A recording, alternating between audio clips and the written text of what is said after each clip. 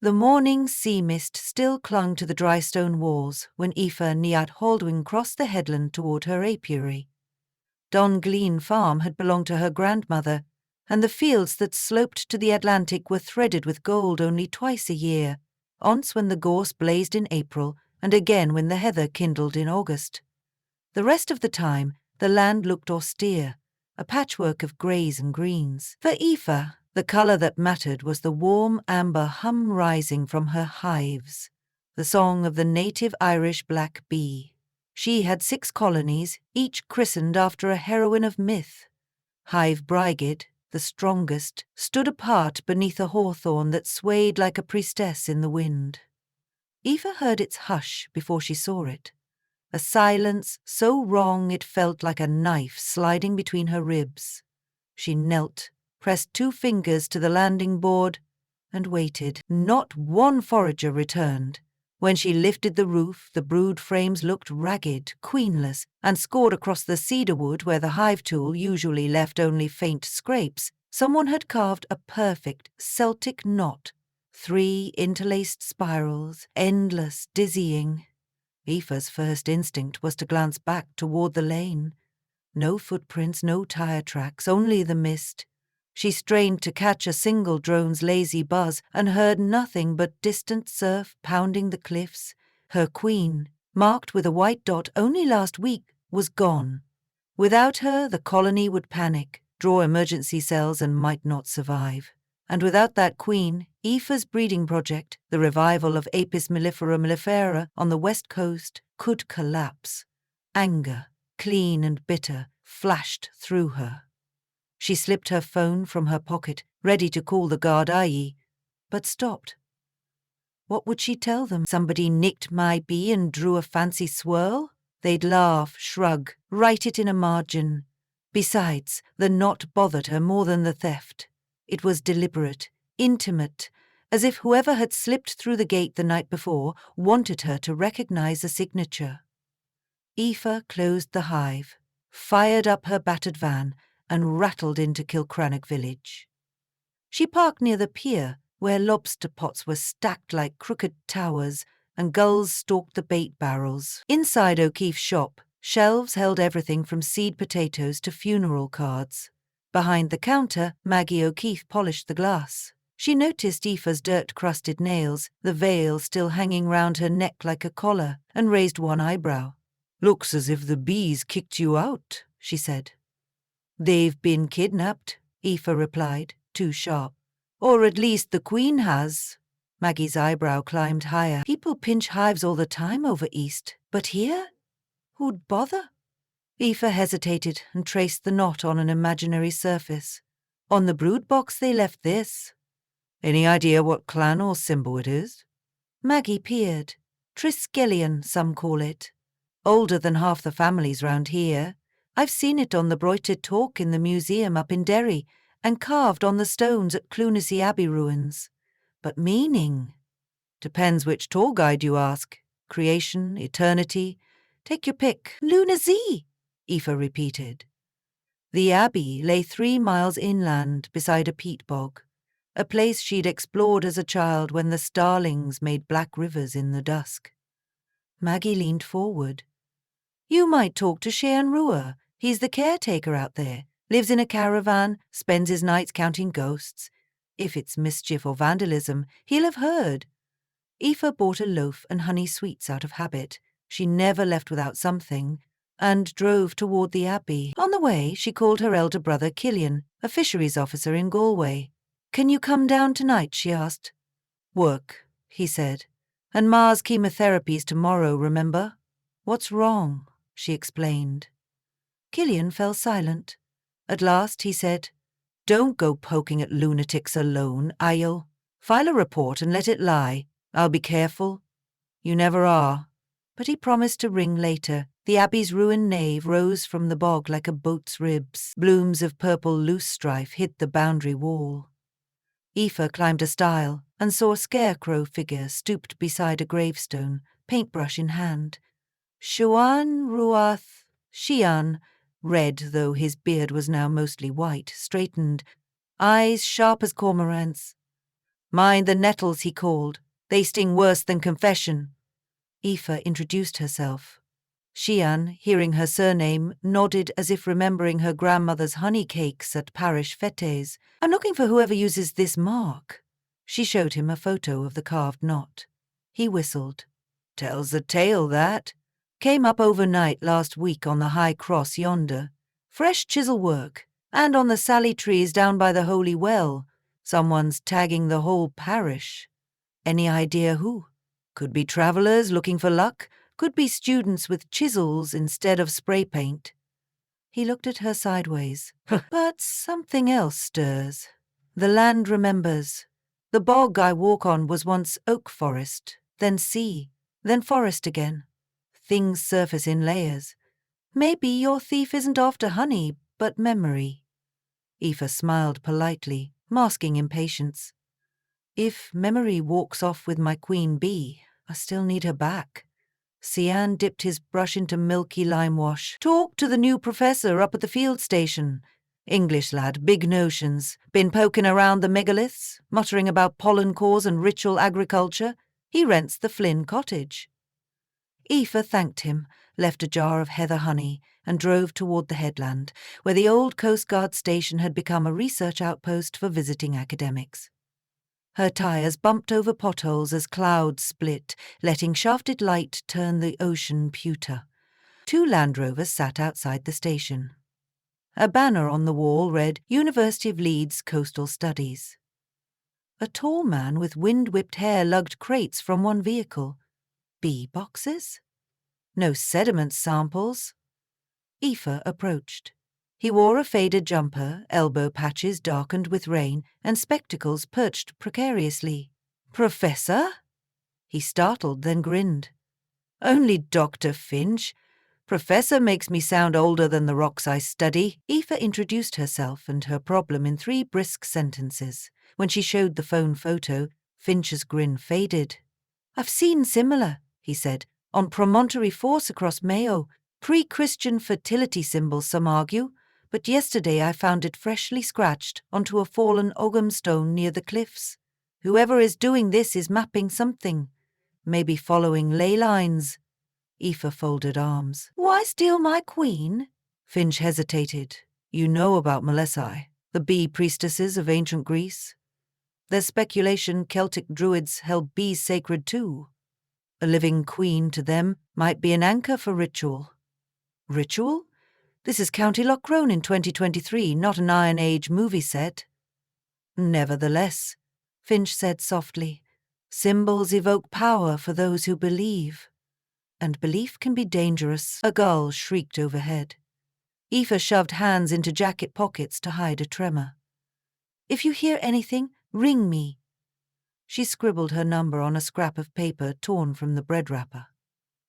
At home that evening, she inspected every hive. The others were healthy, but the bees sensed her agitation.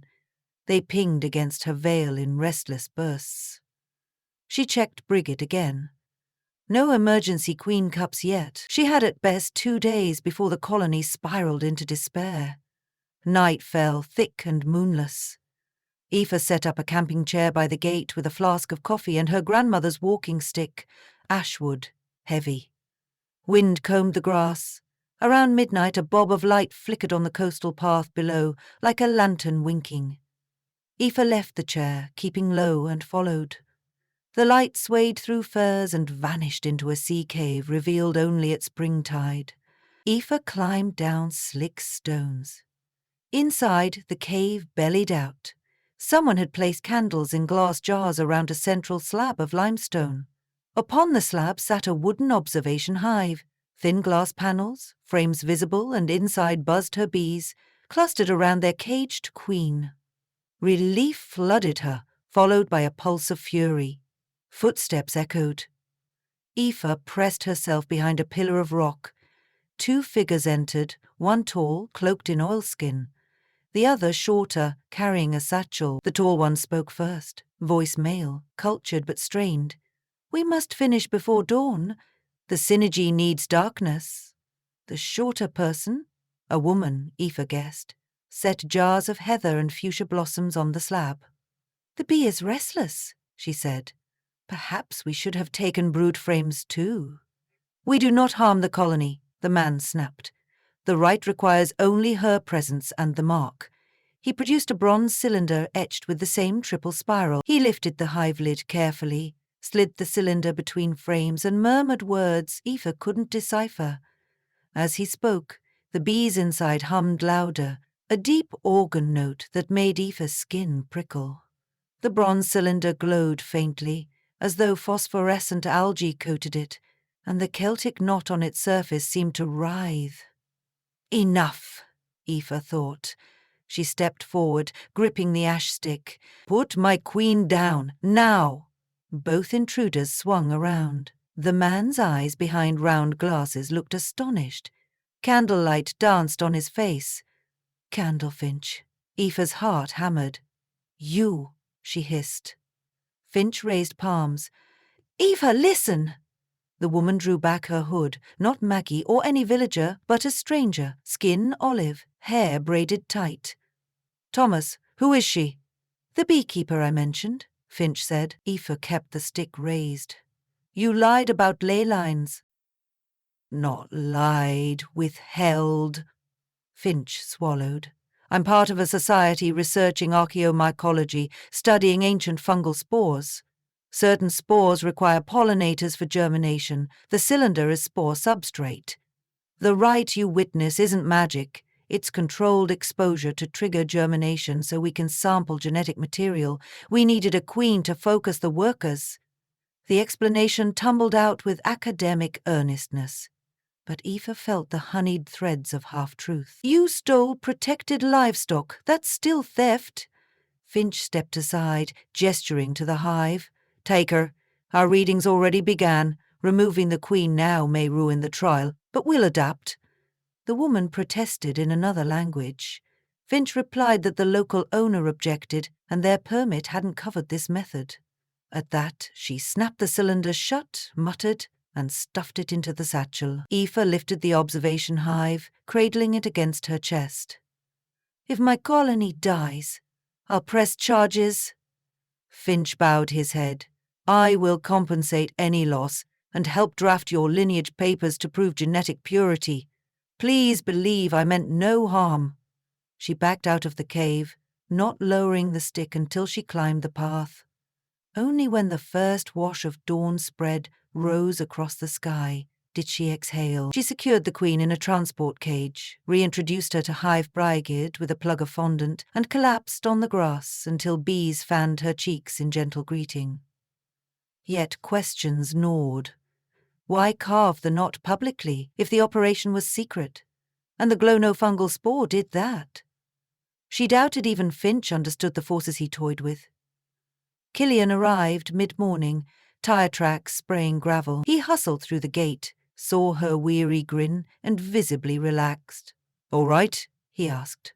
"Got her back." She summarized the cave incident. Killian's eyes darkened. "We'll inform the Garda niece. Later," Aoife said. "First visit Ma. She'll scold us for worrying about bees before family." They drove to Galway Hospital. In the ward, their mother's hair once raven, now silver stubble, gleamed under fluorescent light. She squeezed Aoife's hand. "Your grandmother used to say the wise keep bees, but the braver still follow them." Aoife smiled, unsure if her mother knew the story already or simply sensed turmoil. That night, Aoife couldn't sleep. Moonlight silvered the hive roofs. She dreamed of Briggy's bees swarming, weaving the triple spiral across the sky, mapping invisible currents. At dawn, she returned to the cave, alone. Candles were gone. Sand showed no prints, but on the limestone slab lay the bronze cylinder. A note beside it read, "For safekeeping, better in your hands than ours. TFF Aoife." Aoife lifted the device. Cold, heavier than expected. She turned the lid. Inside lay not spores but a rolled scrap of vellum bearing the knot encircling a single Ogham word, Bechbi. Beneath, a painted queen in crimson, wings luminous. The workmanship looked impossibly ancient, yet colours were unfaded. She sealed the cylinder, pressing fingers to the knot. Warmth flared, memory of the bee's hum, of cliff wind and heather scent. Images flickered, oak groves laden with hives, cloaked women collecting honey for solstice rites, gold talks traded for wax that lit monastery scriptoria through darkest winter. The land remembers, Sian had said. Aoife staggered outside. The sunrise painted the ocean copper. In that light she understood.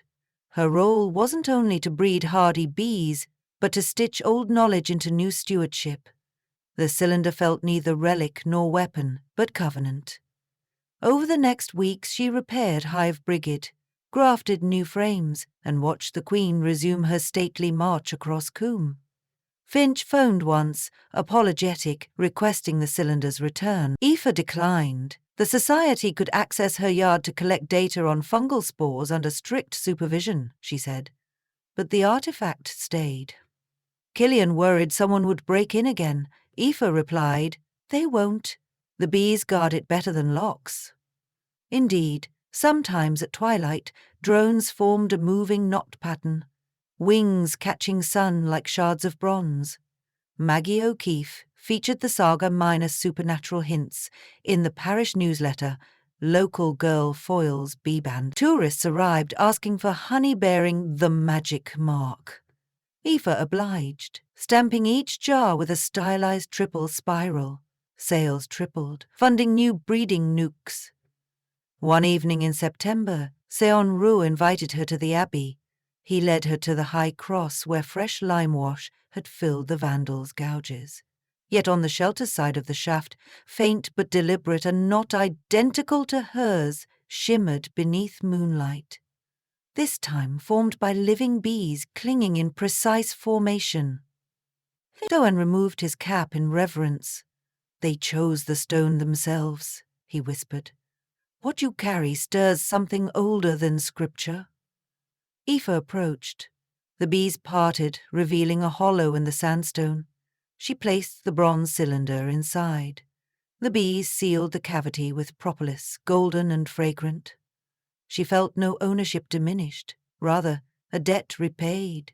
When she walked home, the Milky Way spanned the sky like spun honey. "I," Brigid murmured, as though uttering secrets in a tongue of wings and wax. Aoife realized the hunt for the thief had led her beyond theft, beyond science or folklore, into a dialogue with the land itself. And she, young beekeeper on Ireland's storm-bruised edge, had answered. The Queen's daughters would fly next spring, carrying the memory of that conversation in their bodies, mapping it in nectar strokes across every blossom from the cliffs to Clunacy Bog. Somewhere, perhaps, Finch and his colleagues would chart spore dispersal and write dry papers. But the true record would hum in every hive and echo in stone where bees traced endless, interlaced spirals. Aoife smiled, inhaled the salt-sweet wind, and whispered back to the night, "I'm listening." "Ah,